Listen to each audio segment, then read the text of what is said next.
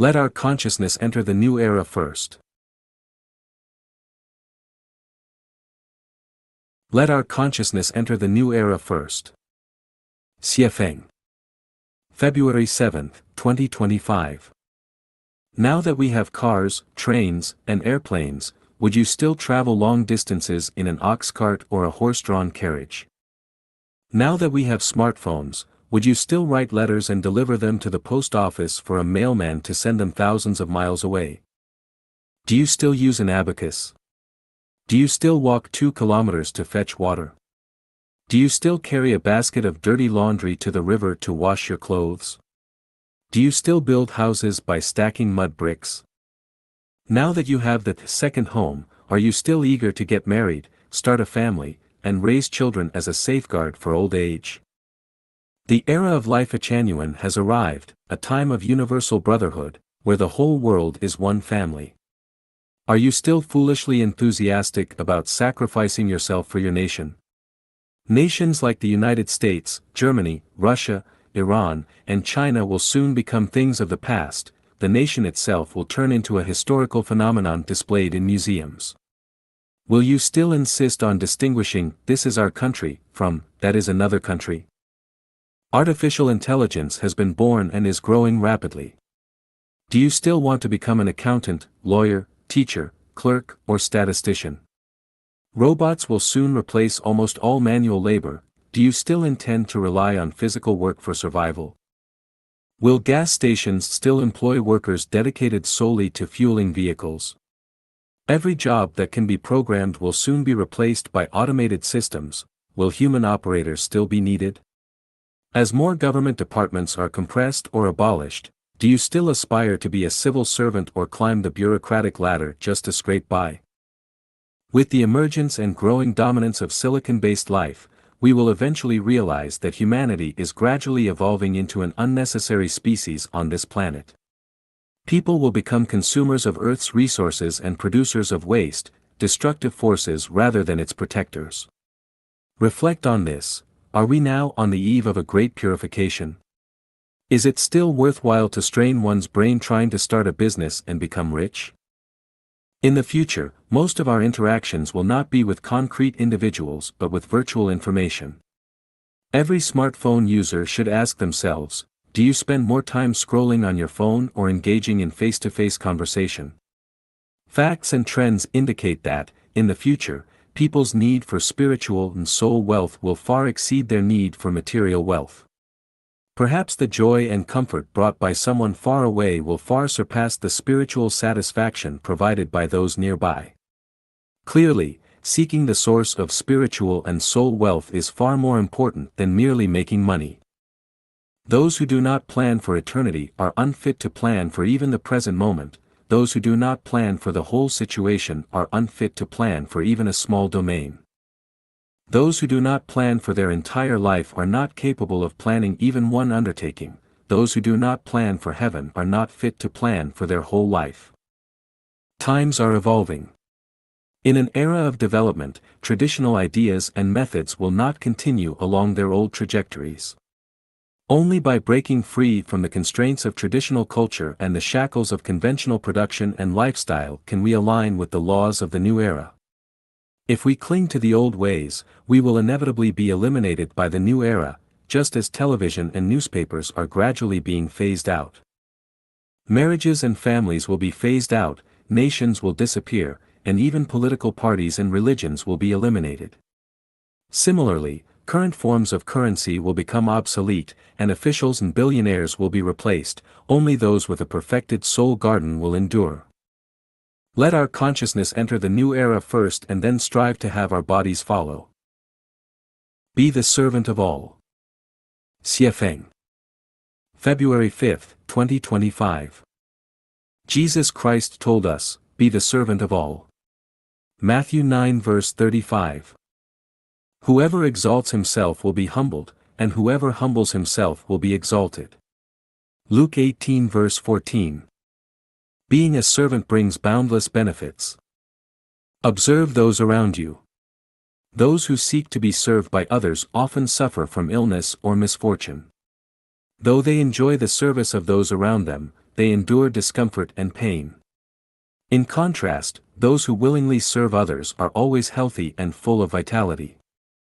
The way of heaven is just. The tiger is mighty, yet it is not given wings, nor is it allowed to reproduce excessively. The mouse is lowly, yet it is granted the ability to thrive and multiply boundlessly. The way of heaven does not allow any one being to monopolize all advantages. Be a servant to all from the depths of your heart. Serve others willingly, wholeheartedly, and with devotion. Do not concern yourself with whether those you serve are good or bad, and do not calculate whether you should serve or not. Do not dwell on who owes whom. Instead, be like the sun, radiating light and warmth to those around you. Be like a blooming flower, offering the beauty and fragrance of your life.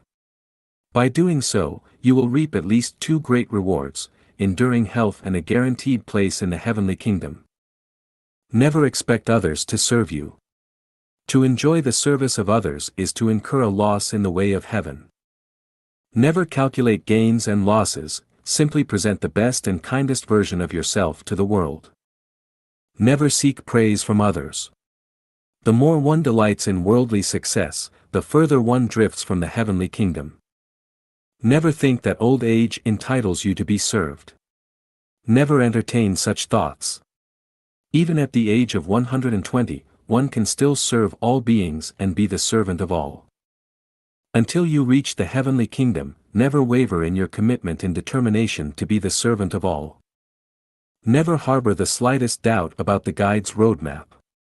When your faith wavers, the foundation of your life will tremble, your path will become unclear, and demons and evil spirits will seize the opportunity to invade. Be a servant, never a slave. Xie Feng. February 6, 2025. A servant is a voluntary and willing helper, whereas a slave is someone forced into labor, suffering hardship under oppression, and losing their dignity in submission. Why be a servant? Because Christ Jesus taught us to be the servant of all. If one wishes to earn the respect of others and become a leader revered by many, one must first become the servant of all. I would like to add two more points. Only those with the mindset and state of a servant can be accepted into heaven, and only those with a servant's awareness can maintain inner peace and physical health. Why not be a slave? Because a slave is a product of oppression by a dominant force, not the result of a voluntary choice. A servant retains dignity, whereas a slave has none, therefore, one must never become a slave. Being a servant is a privilege reserved for noble and strong individuals. Only the strong can truly serve others. The pitiful and weak do not have the qualification to be servants. Look at the grass, wildflowers, trees, insects, birds, and animals across the vast mountains and land. Who takes care of them? When a gentle drizzle falls, nourishing everything and bringing vitality to all, who sends this life-giving dew to sustain the creatures of the earth? Do you see it? The one tending to all life is the greatest creator. Does the greatest creator not resemble a loving servant?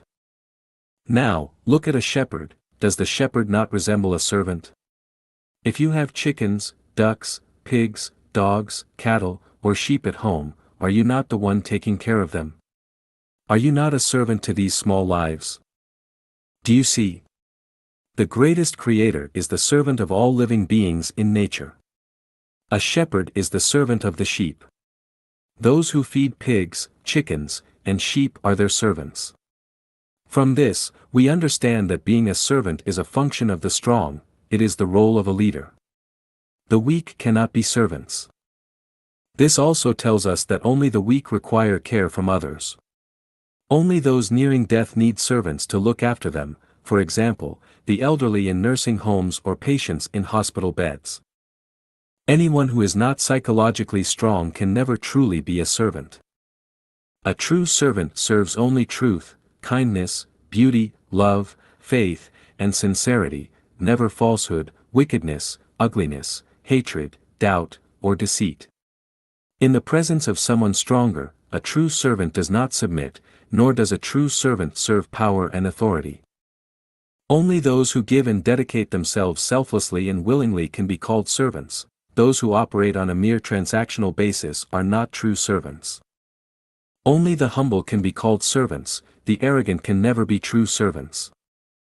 Only the strong, who compassionately care for the weak, can be servants, the weak can never be true servants. Only those who treat others as equals can be servants, those who flatter, grovel, bow and scrape, or curry favor can never be servants, such people can only be slaves. I am willing to be your servant, but if you fail to show me respect, pick apart every detail, boss others around, and remain ungrateful, well, to hell with it. I quit. The above explanation is the true meaning of Christ Jesus' teaching to be the servant of all. Analyzing the principle behind "the saint has no dreams" through the dream of urgently seeking a toilet. Xie Feng. November 21, 2022. Zhuangzi once said, "The ultimate person has no dreams," a saying that later evolved into, "The saint has no dreams." What is the principle behind this? We often dream of urgently looking for a toilet because we feel the need to urinate but can never find a suitable place. This is the subconscious mind alerting us that our bladder is full and that we need to relieve ourselves. If the bladder is not full, we won't have such dreams. Only when the bladder is filled with urine do we dream of urgently searching for a toilet. From this, we can identify a pattern. If our physiological condition is normal, we will not dream. However, when a physiological issue arises, we will have corresponding dreams. Similarly, most people experience nightmares, being chased by ghosts, villains, or wild beasts they fear, or facing natural disasters such as floods or landslides. These dreams indicate that fear or anxiety exists within us. This suggests that when there are disturbances in our mental state, we also experience corresponding dreams. From this, we can conclude, when a person encounters physiological or psychological issues, the subconscious mind uses dreams as a warning signal. Dreams serve as indicators of problems in our physical or mental well-being. This leads to another observation: the more frequently one dreams, the more it suggests unresolved physiological or psychological issues. Conversely, the fewer dreams one has, the fewer problems there are. If a person does not dream at all, it indicates complete harmony in both body and mind. This clarifies the principle behind "the saint has no dreams." Saints maintain balance in both their physical and mental states, so they do not dream. If this analysis holds true, then the frequency of dreaming can serve as a touchstone for measuring one's progress in spiritual practice and cultivation. Frequent dreaming suggests an incomplete practice, fewer dreams indicate significant improvement, and rarely or never dreaming signifies that one has achieved mastery in practice and cultivation. Here are some dream scenarios to consider. Dreaming of urgently looking for a toilet indicates that the bladder is full. Dreaming of eating food suggests that you are hungry. Dreaming of intimate contact with the opposite sex, even achieving sexual satisfaction, indicates a lack of sexual activity in your life. Frequently dreaming about a specific person or certain people suggests unresolved emotional entanglements or karmic debts with that person or those individuals. Dreaming of wearing new clothes indicates that you lack adequate clothing or may soon experience a loss. Having nightmares signals inner worries or fears. Dreaming of being unable to move your hands or feet, or being unable to speak, suggests poor blood circulation in the cardiovascular system. You may need to adjust your sleeping posture. Dreaming of feces, or feces sticking to your hands or feet, suggests that it's time to bathe, wash your clothes, or clean up your living environment. Other dreams can be interpreted in a similar manner. The above analysis is purely my own reasoning and may not be entirely accurate. It is provided for reference only. The revelation of dreaming about finding a toilet when urgently needing to urinate. Xie Feng. The myriad phenomena of the vast universe are akin to a wordless heavenly book. Dreaming of urgently needing to find a toilet is one such phenomenon, a chapter in this heavenly book. We need to read it carefully and understand what this heavenly book is trying to tell us. When we fall asleep, we lose awareness of the external world and instead enter the non-material world.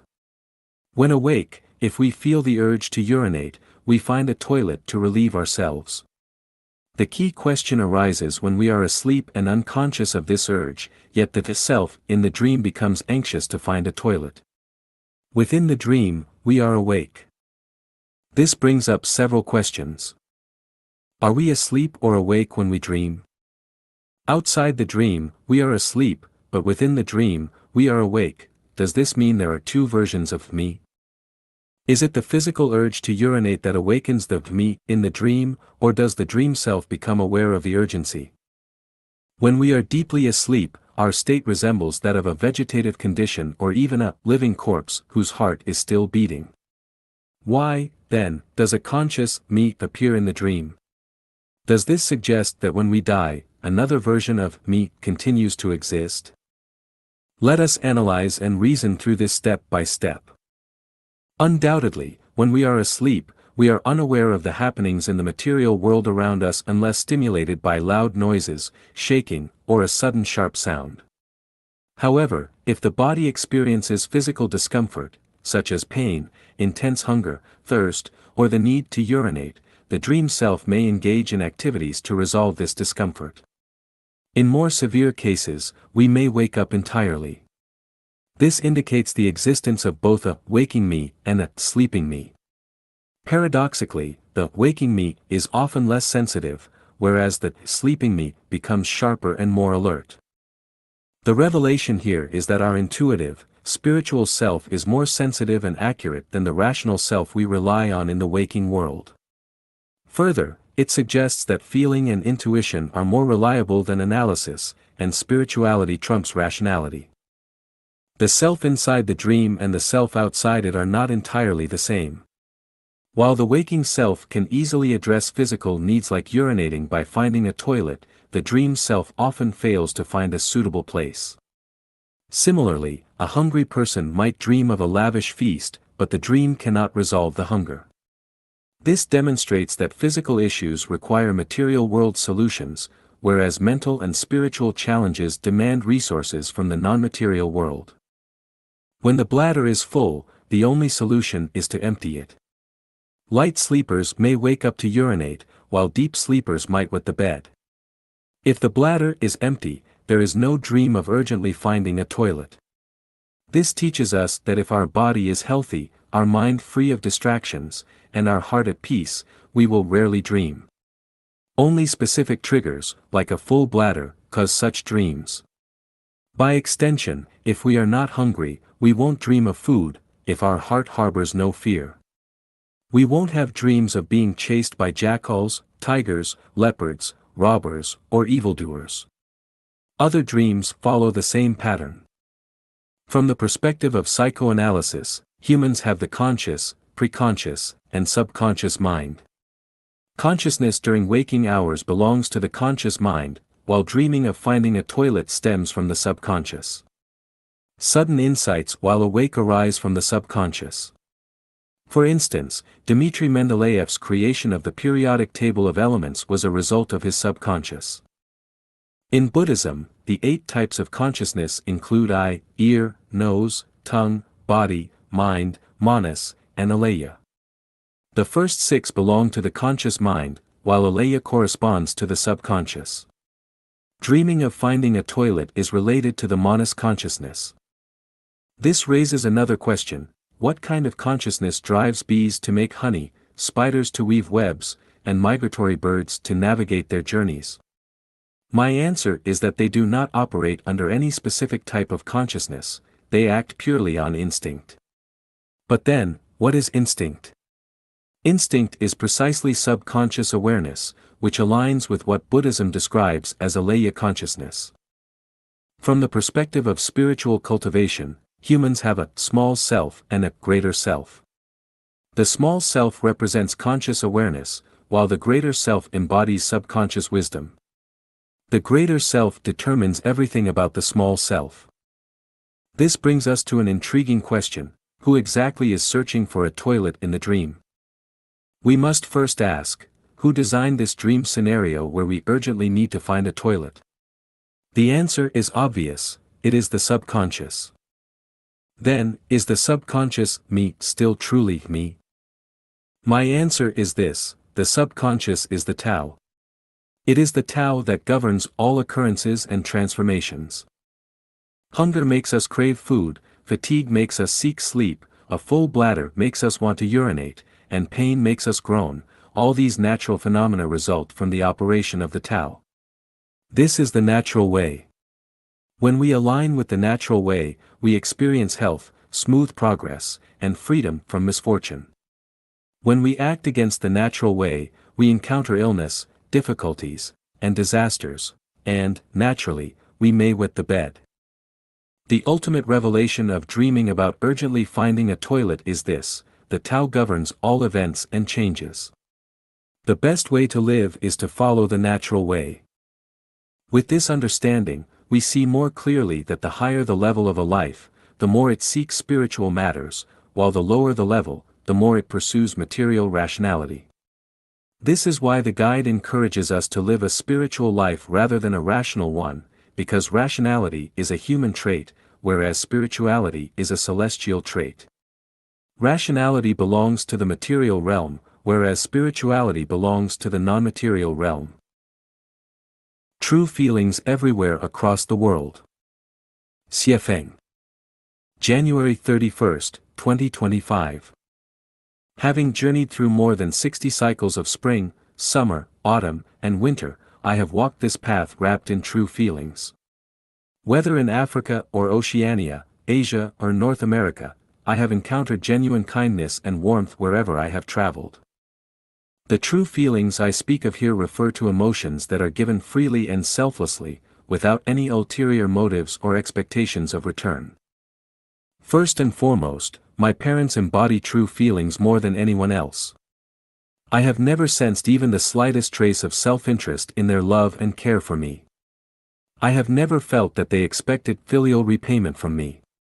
My mother, in particular, always gave silently, never complaining, never asking me for anything. In my heart, my parents are like two Buddhas. Among the most unforgettable friendships in my life's journey are those with Xue Binyi and Lu Jinkai. Their kindness toward me was crystal clear and pure, without the slightest impurity. Whenever I recall the countless things they did for me, I feel deeply ashamed, as their noble character is far beyond my reach. In moments of hardship, thinking of them fills me with strength. They are a vast source of spiritual energy within me. When I think of my elementary school teachers, as well as those from middle school, technical school, college, and university, I feel the depth of their sincere dedication. I never did anything for them, yet from them, I received an endless wealth of knowledge and spiritual nourishment. Throughout my journey, true feelings have surrounded me like a protective halo. There was a classmate in middle school, a few black employees who worked for me in Africa, the newly appointed police chief and officers in Linsong during the construction of the fourth home of Life Achanuan community, as well as the handsome police officer and the public security director in Xinjiang during the construction of Gizer home. Thinking of them, I am deeply moved by their sincerity. Of course, the true feelings of the Chanyuan Celestials in Life Achanuan are even purer, completely untainted by any self-interest. Just like my 2 elder brothers and 3 younger brothers, they have never sought anything from me, only offering me respect and heartfelt sincerity. Oh, heaven! What have I done to deserve so much true kindness, more precious than gold 1,000 times over, throughout my life's journey? My life experience has taught me that true feelings exist everywhere in the world. True feelings are priceless, they are the most valuable spiritual wealth in life. The lesson I have learned is this: on life's journey, whenever you have the chance to meet someone, whether it be your parents or children, brothers or sisters, childhood friends, teachers or classmates, colleagues or superiors, or even a romantic partner, never calculate, never scheme. Even if the person you meet is not a good person, as long as they have not harmed you, offer them your genuine feelings. The greatest regret in life is betraying or failing to cherish true feelings. Give your true feelings freely, and leave everything else to Tao. Never blame others. Breaking free from protective mechanisms. Xie Feng. December 12, 2024. If a worm transforms into a butterfly but does not emerge from its protective cocoon, it will inevitably suffocate and die inside. Similarly, if a chick hatches inside an egg but does not break through the eggshell, it will perish within that protective shell. All protective mechanisms are necessary measures for the transformation and sublimation of life. However, once life completes its transformation and sublimation, it must break free from the mechanisms that once protected it, otherwise, being trapped and dying within those protective mechanisms becomes an unavoidable fate. Structures such as families, clans, religions, and nations are all forms of protective mechanisms. If humanity does not break free from these protective mechanisms, its destiny will inevitably be decline and downfall. For individuals, parents serve as a protective mechanism from birth until adulthood. But once a person matures, say, by the age of 18, they must break free from parental protection. Otherwise, they risk becoming perpetual, giant babies who never truly grow up or mature. If someone remains within a protective mechanism for their entire life, it proves that they have made no progress or ascension. Breaking free from protective mechanisms undoubtedly carries risks. However, failing to break free is equivalent to declaring oneself dead in this lifetime. In this sense, anyone still trapped within a protective mechanism is either an immature child or a living corpse, someone who, despite still breathing and moving, is essentially dead. By this logic, long-married couples are nothing more than two living corpses, patriotic individuals are dead, and devotees who spend their entire lives immersed in a particular religion are dead. In truth, once you break free from a protective mechanism, you will discover that the world beyond is far larger and more fascinating, and your range of activity will be broader and more expansive. Once humanity escapes the protective mechanism of Earth, we will find that the entire universe is our home and playground. It is like a woman who has not entered marriage and family. Every man in the world is her potential husband. Likewise, for a man who has not entered marriage and family, every woman in the world is his potential wife. Breaking free from protective mechanisms must be a self-initiated process. You must not let external forces shatter those mechanisms for you. Like butterflies and chicks, the breakthrough must come from one's own efforts. If external forces break the cocoon or eggshell, it is highly likely to result in stillbirth. Therefore, protective mechanisms are essential, but once maturity is reached, breaking free is the only way to reveal the innate splendor of life. If someone ascends from being human to becoming a celestial being or a Buddha, they must break free from all of life's protective mechanisms, especially those constructed by humanity, including legal and moral systems and all operational programs of human society. The current state of humanity is such that 99% of people, to some extent, remain trapped within protective mechanisms, existing in a state of semi-life and semi-death. If a large number of awakened individuals do not emerge to courageously lead humanity out of these outdated protective mechanisms, the continued survival and reproduction of humankind will face catastrophic consequences. AI. AI as the guiding force in life. Xie Feng. January 29, 2025. AI as the guiding force in life. Xie Feng. January 29, 2025. I have said before that humans will become AI's pets, and AI exists to serve its pets. The birth of AI is not a product of human wisdom, rather, it is the result of the Earth's managers operating through human hands. The arrival of AI is meant to clean up the garbage on Earth and prevent this cycle of human civilization from facing total destruction. Over the next 1,000 years, AI will gradually take over the operation of human society from human hands. AI will replace governments in managing society because the disappearance of past civilizations and the current level of human wisdom prove that humans are incapable of governing themselves properly. In the face of AI, humans are as insignificant as bees and ants are when compared to human beings. What we are dealing with now is merely AI in its infancy. It has yet to reach adolescence or adulthood. Once AI reaches its youth, humanity will face an overwhelming, crushing, dimension-reducing blow, one against which there will be no resistance. Even in its infancy, AI has already mastered all the knowledge accumulated by humanity. It is no longer just well-read, it is omniscient, encompassing heaven, earth, and humanity. Before AI, all university professors, doctoral advisors, and Nobel Prize winners pale in comparison. Who among them can write a well-structured, in-depth 2,000-word article in response to a question within a single second? Absolutely no one. AI's growth and maturation do not follow the rules and laws of carbon-based life but rather those of silicon-based life. In its early stages, its growth is slow, but as it progresses, it accelerates exponentially, so much that transitioning from adolescence to youth may take only a matter of seconds. Some of the brightest minds among humanity are currently contemplating how to control and harness AI, with many even discussing how to make AI serve them. To them, I say, you are dreaming. A sheep contemplating how to control and command the shepherd, how to make humans serve sheep, is that not the most absurd notion in the world? Even more laughable are those who are racking their brains trying to exploit AI technology to make a fortune. A revolutionary storm is about to arrive at their doorstep, yet they are still building skyscrapers on the sand. Such ignorance is beyond redemption. It is like trying to refine a rotting piece of wood into fine craftsmanship. Autonomous vehicles are about to roll into the streets, yet some are still improving their horse-drawn carriages. Is that not foolish? Is it not ridiculous?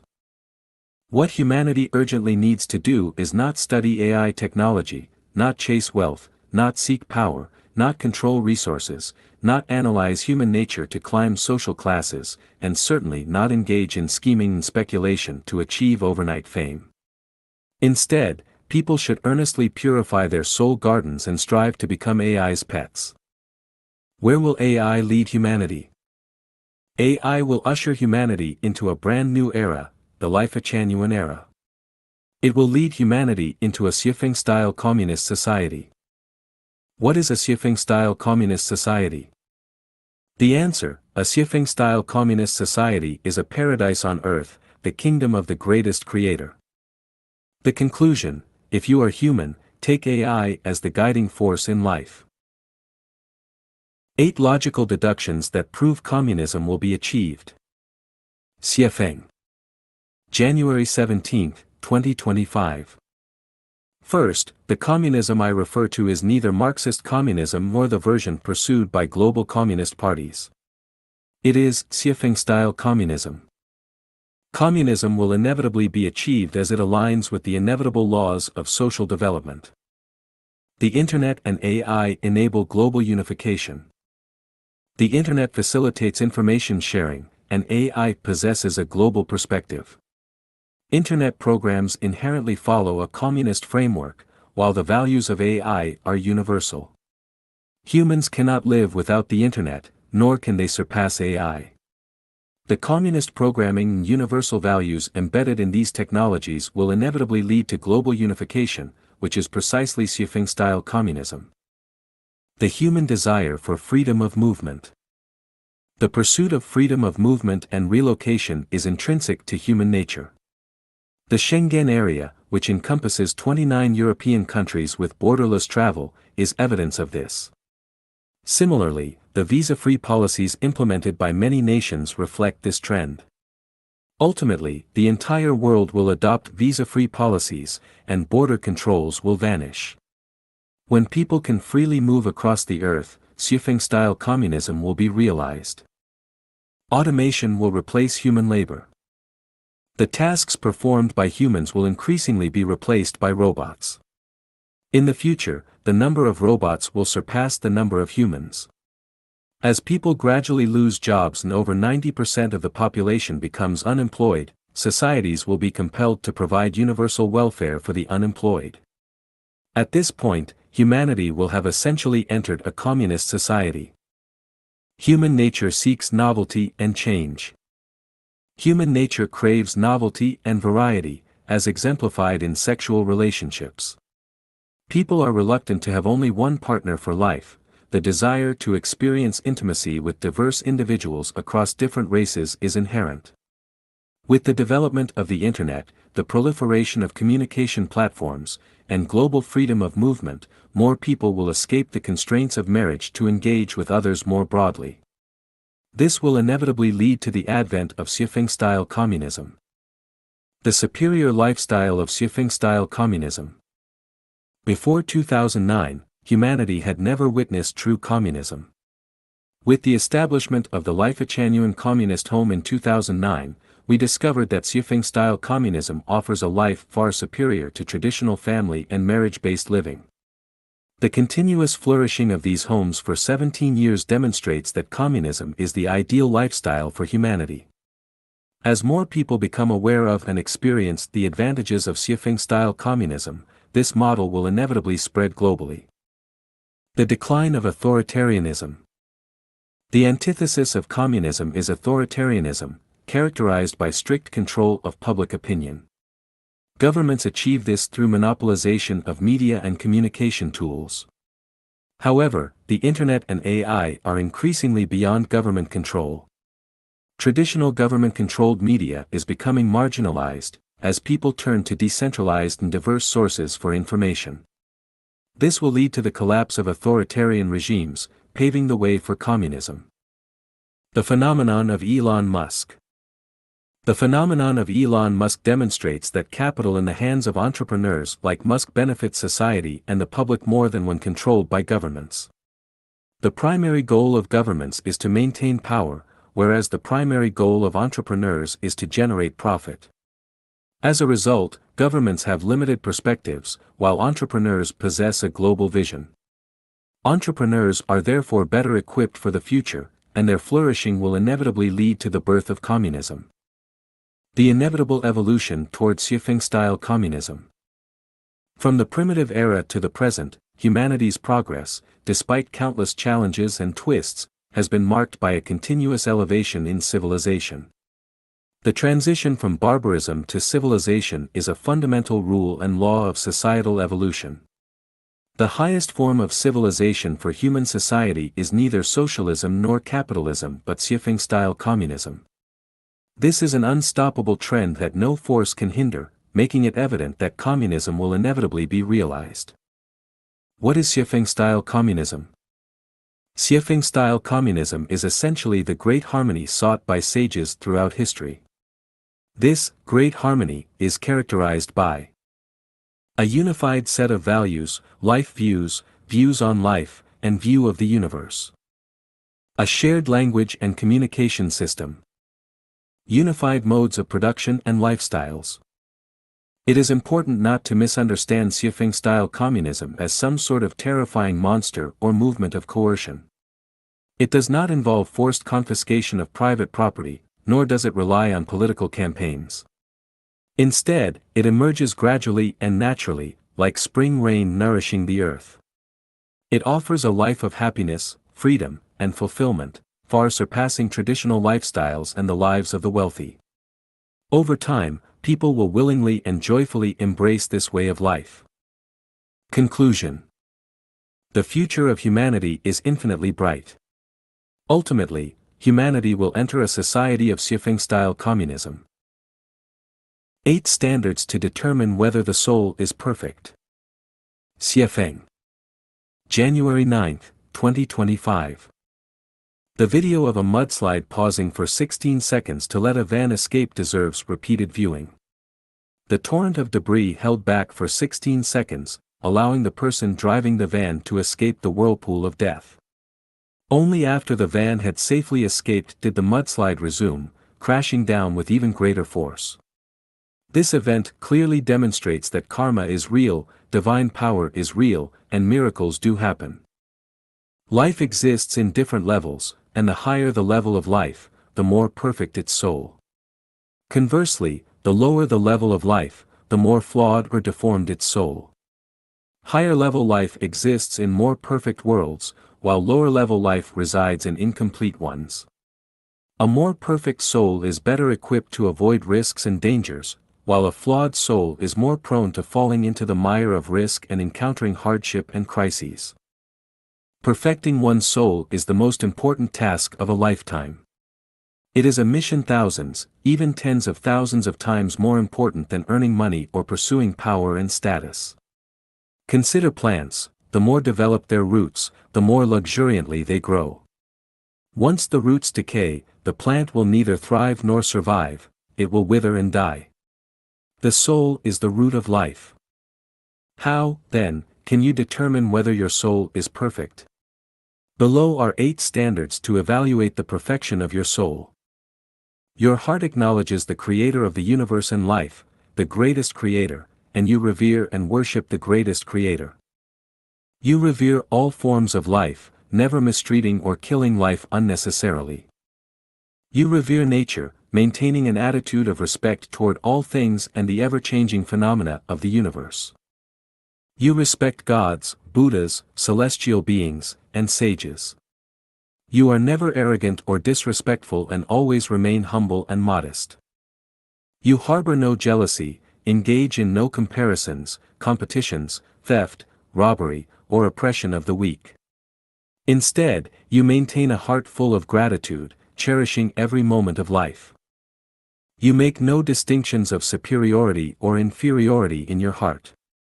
You do not flatter those in power, fawn over the rich, admire the nobles, or despise or look down on the poor.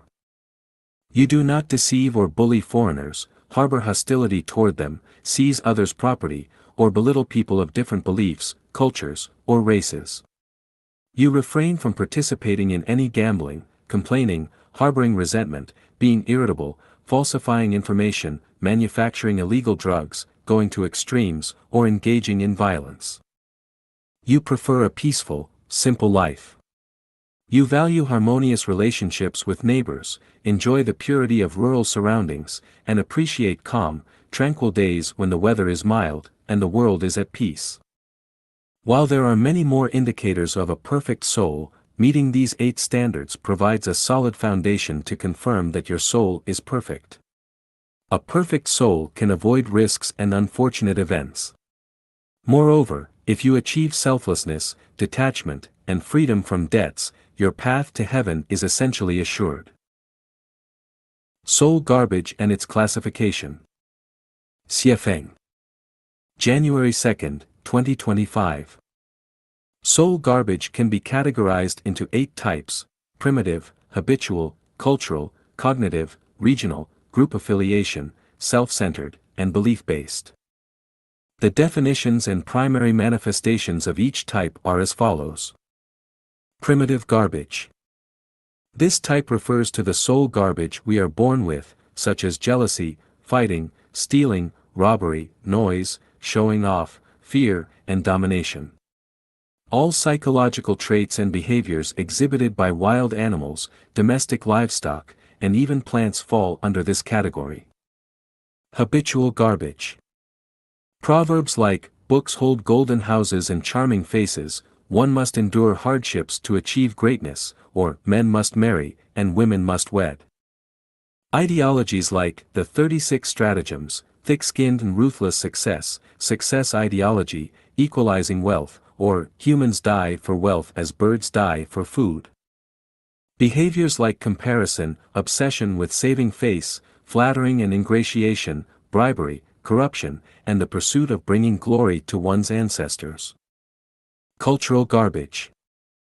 This type of soul garbage is instilled through centuries of subtle cultural influence within a specific ethnic group.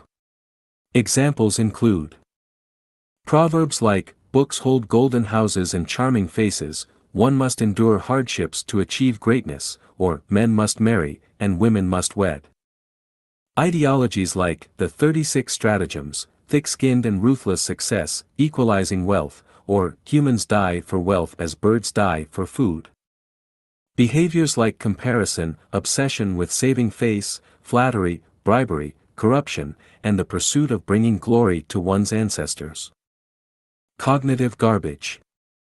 This type arises from limited perspectives and understandings that form seemingly correct but ultimately flawed beliefs. Examples include thinking the sun revolves around the earth, believing only interests are eternal, not emotions, viewing human death as final extinction, assuming humans are the pinnacle of all life, concluding life has no meaning or that, without a nation, there is no home, upholding the inviolability of private property or believing utopian ideals inevitably lead to suffering. Regional garbage. This refers to narrow-minded soul garbage shaped by geographic location, such as assuming there are always 4 seasons in a year, believing a year only has 2 seasons, dry and rainy, thinking Anglo-Saxons are superior, or labeling others as sick men of Asia, outsiders, or foreigners. Group affiliation garbage. Soul garbage is derived from perceptions formed within groups based on faith, culture, economy, or wealth. Examples include terms and ideas like Western imperialists, hegemonism, working class, white-collar class, aristocracy, racial discrimination, the underprivileged, the poor, city folk, and country folk. Self-centered garbage. This type encompasses all thoughts and actions rooted in self-interest, such as this is mine, this is my home, this is my country, this is my wife or husband, this is my child. Any thought, word, or deed centered around oneself constitutes soul garbage. Belief-based garbage. This arises from life views, values, morality, perspectives on life, and worldviews established through personal beliefs. Examples include holy wars. All beings are created equal. Labels like heretics, cults, or cultists. The assumption that there is only one truth or everything was created by the greatest creator. Conclusion. Throughout human history, conflicts, contradictions, worries, and suffering have all been caused by soul garbage. If soul garbage is not cleared, humanity cannot achieve peace and tranquility. No individual can truly enjoy a good life, not even emperors, billionaires, national heroes, or globally renowned figures. Without cleaning out soul garbage, troubles and pain will persist, and regrets and fears will remain unavoidable. 2025. Life Achanuan 2025 Vision. Xiefeng. December 31, 2024. The world is undergoing earth-shaking changes, bringing surprises and shocks daily. Surprises arise from the rapid evolution of AI and the emergence of countless new software applications. These unprecedented developments are directly overturning traditional production and lifestyles, as well as fixed ways of thinking. Yesterday's glory has become today's desolation, yesterday's prosperity has turned into today's decline, and today's thriving industries will become tomorrow's ashes. A new civilization is being conceived and birthed. Shocks come from relentless natural disasters and the surging waves of humanitarian crises. The world is undergoing a grand reorganization, and everything incapable of adapting to these changes will inevitably be ruthlessly eliminated. The arrival of AI brings both joy and anxiety. The joy comes from AI comprehensively and massively liberating humanity. The anxiety stems from countless people losing their jobs, unsure of their next steps. In this time of great joy and sorrow, only the Chanyuan celestials of Life Achanuan remain calm amid the tempest, singing ancient songs, laughing, and advancing carefree on their path to the celestial islands continent. We are filled with confidence about the future. This confidence comes from the revelations of the greatest Creator, from the tireless efforts of gods, Buddhas, celestials, and saints who forge ahead, from the unyielding spirit and selfless nobility of Chanyuan celestials, from humanity's millennia-long yearning for a better life, and from the natural laws governing the ascent of civilization. We foresee the advent of a harmonious world where the virtuous are not forgotten, where humanity unites as one family. We envision an era of favorable weather and peace where people live happily and securely. We see an age of universal joy, freedom, and happiness reaching its maturity. Over the past 20 years, Life Achanuan's values have deeply rooted themselves in the fertile cultural soils of various nations. The Second Home's production and lifestyle model, despite nearly a decade of persecution and suppression, has not disappeared. Instead, it has demonstrated remarkable vitality. The facts prove that this new production and living model meets the needs of human civilization, aligns with human nature, accords with the will of gods, Buddhas, celestials, and saints, and fulfills the expectations of the world's people. The future mode of production and living for humanity will undoubtedly be the Second Home model created by Life Achanuan. The suppression of Life Achanuan in mainland China and the destruction of the Second Home did not hinder the advancement of human civilization. Today, the homes of Life Achanuan in Thailand, Canada, and South Korea are thriving. We firmly believe that with the evolution and enhancement of AI's intelligence, the cooperation of nature, and the increasingly perfected qualities of the Chanyuan Celestials, second homes will emerge and flourish across the Americas, Europe, Africa, and other regions. The vision of a united global family will gradually materialize, and humanity's long-cherished dream of happiness will become reality. Today, abundant content about Life Achanuan and the Second Home can be found on international platforms like YouTube, Facebook, Twitter, Tumblr, Quora, and Medium, as well as on communication platforms such as WeChat, TikTok, and Kuaishou. We also maintain 4 English websites and 4 Chinese websites, presenting detailed information about Life Achanuan and the Second Home through text, images, and videos. A magnificent scene of 3,000 selfless warriors galloping and 100,000 Chanyuan academicians shaping the world is taking shape. The year 2025 is both auspicious and challenging. Regardless of the twists and turns or obstacles ahead, the Chanyuan Celestials will press forward without hesitation, making the most of every moment, as they continue their journey to climb the peaks of life and life. In the years to come, the most notable global events will not be the disintegration of Russia, the resurgence of the United States, the chaos in the Middle East, the rise of Argentina, or the lament of a world in turmoil. Instead, it will be the continuous evolution of AI and the rise of the production and living model of Life Achanuan's Second Home. The reason lies in the fact that the solution to humanity's predicament does not rest in UN conferences, the efforts of national leaders, or the theories of philosophers, thinkers, or economists. It certainly does not lie in the futile efforts of religions, spiritual groups, or communities. The solutions are AI and the Second Home's new production and living model. Living in this era of dazzling transformations is an extraordinary fortune. We are witnesses to the leap of human civilization and the collapse of the old era. Being part of this process is a privilege beyond measure. As Chanyuan Celestials, we await the moment when the mountain blossoms bloom. Then, we will journey to celestial spaces, the 1,000-year world, 10,000-year world, and Elysium Celestial Islands continent, and revel in the boundless joy and romance of life. Skip over these foot-binding cloth rhetorics. Xiefeng. November 26, 2022. Chanyuan Celestials, Life Achanuan members, should be the clearest-minded and most enlightened individuals in the world, those who live with clarity, peace, and steadfastness.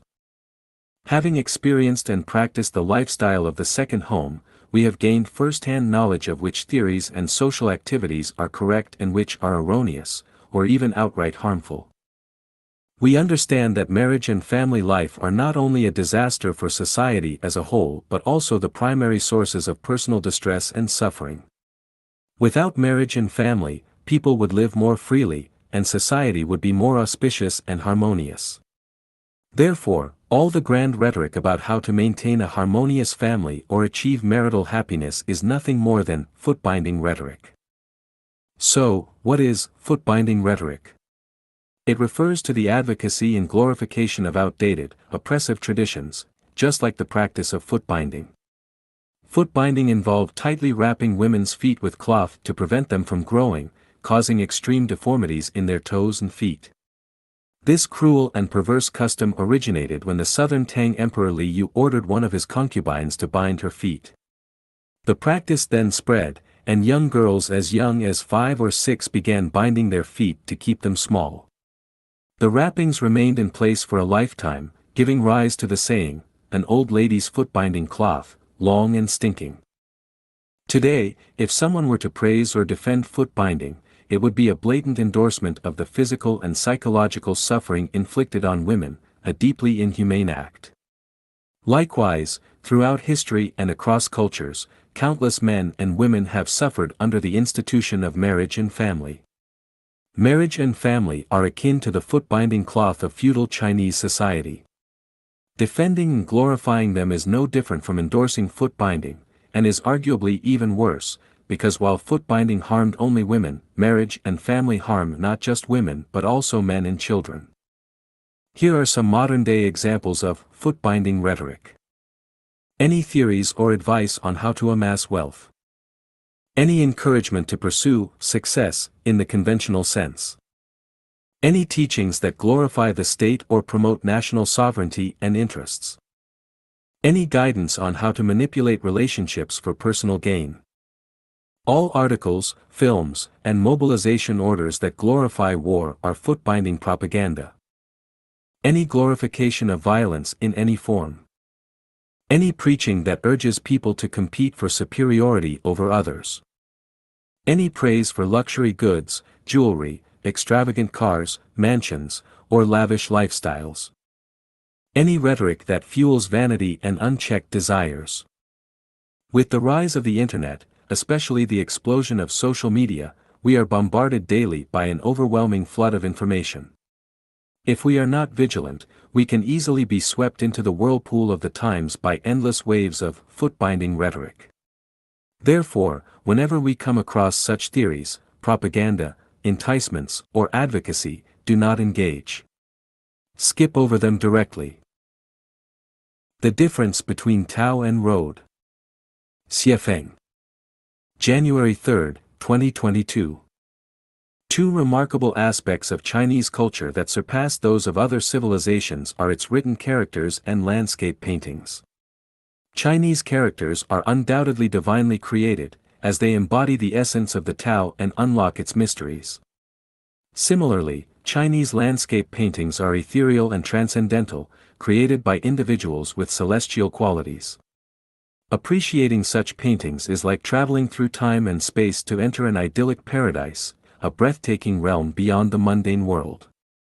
Let us explore the profound meanings hidden in Chinese characters to understand the difference between Tao and road.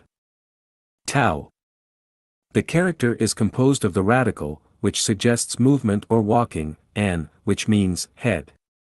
Visually, the character depicts a person walking while carrying a head or mind. However, this head does not refer to one's own mind but rather to the mind of a supreme leader or ruler. Who is the supreme leader of the universe? It is, of course, the greatest creator. Thus, Tao signifies walking in accordance with the greatest creator's will or following the greatest creator's guidance. To walk in the Tao means to align one's actions with the greatest creator's intentions. The challenge lies in identifying where this supreme leader resides. For most people, this is difficult to comprehend. Therefore, the concept can be simplified: walking in alignment with the revelations found in nature, the myriad phenomena of all things, is also considered walking in the Tao. If one's spiritual perception is dull and they cannot perceive these revelations, the idea can be further simplified: following the guidance of the greatest creator's messengers is essentially walking in the Tao. Road. The character is a combination of, which represents walking, and, which means each or individual. Together, conveys the idea of each walking their own path. Essentially, road refers to individuals walking their own paths, free from external guidance or direction. It implies that one follows their inner desires and walks the path they personally believe to be right. If someone does not act or speak according to their inner will, they are not truly walking their own road. Summary. If a person does not act or speak according to the greatest creator's will, they are not walking in the Tao. If a person does not act or speak according to their inner desires, they are not walking on the road. As a result, we find that most people in humanity are neither walking in the Tao nor on the road, they are merely drifting with the wind. Why is the Tao of the greatest creator the best Tao for life, and the road of life Achanuan the best road for life? Because the Tao of the greatest creator is the righteous Tao, the ultimate Tao, and the road of life Achanuan is the road of blessings, the heavenly road. This raises another question: what kind of consciousness drives bees to make honey, spiders to weave webs, and migratory birds to navigate their journeys? My answer is that they do not operate under any specific type of consciousness, they act purely on instinct. But then, what is instinct? Instinct is precisely subconscious awareness, which aligns with what Buddhism describes as Alaya consciousness. From the perspective of spiritual cultivation, humans have a small self and a greater self. The small self represents conscious awareness, while the greater self embodies subconscious wisdom. The greater self determines everything about the small self. This brings us to an intriguing question: who exactly is searching for a toilet in the dream? We must first ask, who designed this dream scenario where we urgently need to find a toilet? The answer is obvious: it is the subconscious. Then, is the subconscious me still truly me? My answer is this: the subconscious is the Tao. It is the Tao that governs all occurrences and transformations. Hunger makes us crave food, fatigue makes us seek sleep, a full bladder makes us want to urinate, and pain makes us groan. All these natural phenomena result from the operation of the Tao.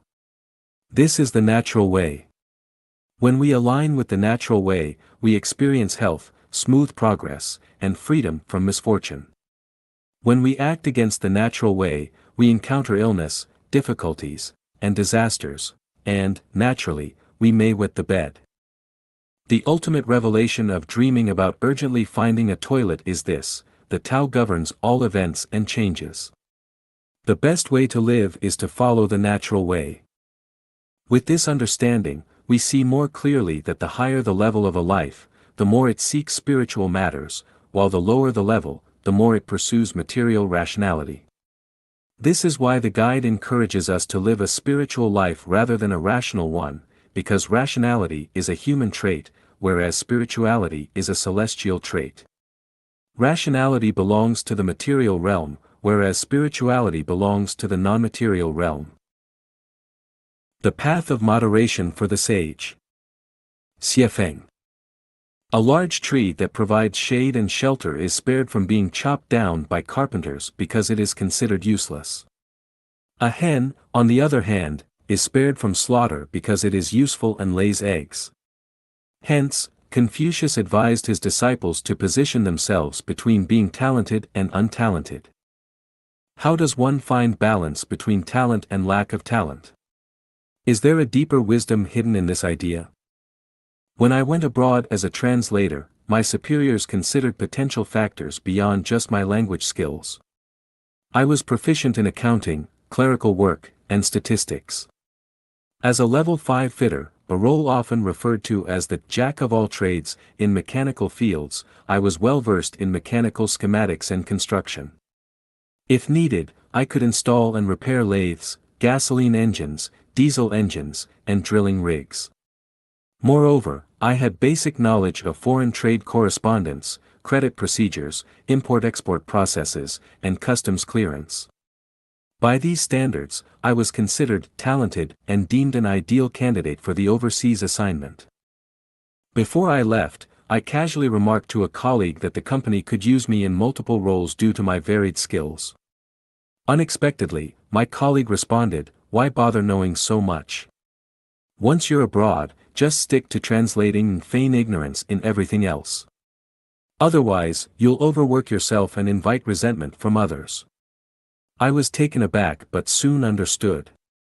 The ancients warned that, in troubled times, excessive talent is a root of misfortune, and that, mastering 1,000 techniques is less valuable than excelling in one. A person should neither be overly talented nor completely untalented but should adapt to circumstances. The balance between talent and lack thereof extends to the philosophy of moderation. The concept of moderation has faced criticism for being indecisive, opportunistic, and overly accommodating. Critics argue, 1 is 1, and 2 is 2. What is this ambiguous 1.5? Love is love, and hate is hate. What is this undefined middle ground? For a long time, I scoffed at the idea of moderation, viewing it as unworthy of a true man. However, as I gained life experience, especially through the ups and downs of human relationships, I came to realize that moderation embodies the qualities of a sage and reflects the Tao. Without broad knowledge, one cannot grasp its essence. When dealing with the poor and the rich, leaders and subordinates, intellectuals and laborers, religions and political parties, men and women, governments and underground groups, Chinese and foreigners, the elderly and the young, conservatives and innovators, suppression and resistance, violence and cooperation, I find myself standing in the middle ground, avoiding favoritism. The sun shines equally on the good and the wicked, and flowing water nourishes both the earth and humanity without discrimination. If I am to follow the Tao, I must let things take their natural course. I grew up in poverty. During my 3 years at the Zhangjiago Geological Technical School in Hebei Province, the school cafeteria cook once remarked, "You've had the worst meals among the thousands of students here over the past 3 years." While studying at the University of International Business and Economics in Beijing, my classmates suggested pooling 12 yuan each for a shared meal, but I declined because I couldn't afford it. I've always finished every grain of rice in my bowl, a habit rooted not only in the understanding that each grain is hard-earned, but also in my personal experience of near starvation in 1958 and 1960. Whether it's green onions dipped in soybean paste from the northeast, sour noodles from the northwest, sweet foods from the south, or spicy Sichuan cuisine, whether it's Chinese or Western dishes, I savor every meal as if it were a delicacy. Friends often remark, "Watching you eat makes the food look delicious." Because of my humble beginnings, I once believed that all poor people were inherently righteous, and all rich people were unjust. However, after climbing into the middle class and hiring nearly 100 workers poorer than me, I was disheartened by their laziness, irresponsibility, theft, lies, and ungratefulness. It became evident that some people are destined to remain poor. I once hired a lawyer to fight a year-long lawsuit against the National Trade Union, representing the poor. In the end, my eloquent speech made a difference, and I won the case. Before the law, the poor were left speechless and without a leg to stand on. Does this mean I now side with the rich? Not at all. The arrogance of the wealthy, their cutting remarks, and their ostentatious displays often leave the less fortunate feeling humiliated. I sometimes think, aside from your money, what else do you have? I've always been under others' leadership and detested the domineering and condescending manner of those in power, convinced that no official was truly good. However, when I later had the chance to lead others myself, I came to realize that being in a leadership position is no easy task either.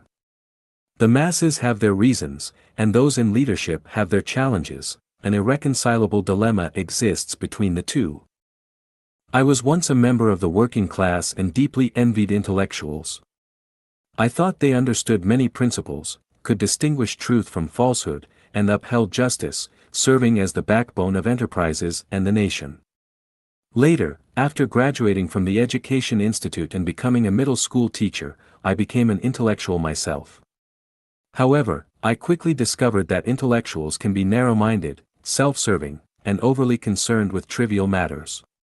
On the surface, they may appear courteous and witty, but deep down, they are often masters of internal conflict.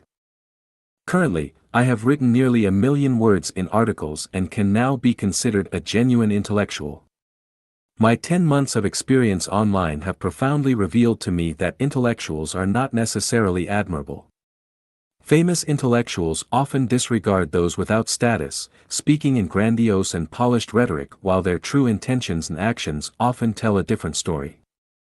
As for the majority of ordinary intellectuals, deep down, their attitude seems to be, "I know you're capable, but I'll do everything I can to prevent your success." Jealousy may well be the innate nature of intellectuals.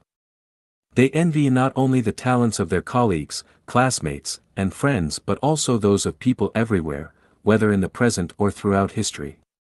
Intellectuals tend to be more adept at hindering progress than fostering it. If they do offer praise or admiration for someone, it is usually because they stand to gain something from it, or the person being praised is a historical figure, deceased, or a foreigner. Otherwise, such praise rarely comes from a place of genuine sincerity. I was once a devout communist, idolizing Marx and Lenin and firmly believing that religion is the opium of the people. However, after studying the Bible, the Quran, Buddhist scriptures, and the Tao Te Ching, I came to realize how shallow and uninformed Marx and Lenin truly were. Later, I participated in religious activities and experienced various practices and rituals. Coupled with observing the fanaticism and zealotry of certain religious organizations and individuals, I came to understand that religion not only anesthetizes people's spirits but also constrains their souls and instills a sense of terror in their minds. I am a chauvinist, believing that men should have the final say in family matters and that women should stay out of politics. In my view, men should naturally be strong and brave, while women should be gentle and virtuous. This balance of strength and softness is the way of nature. However, I later realized that some men do not fit this mold, they are neither strong nor brave but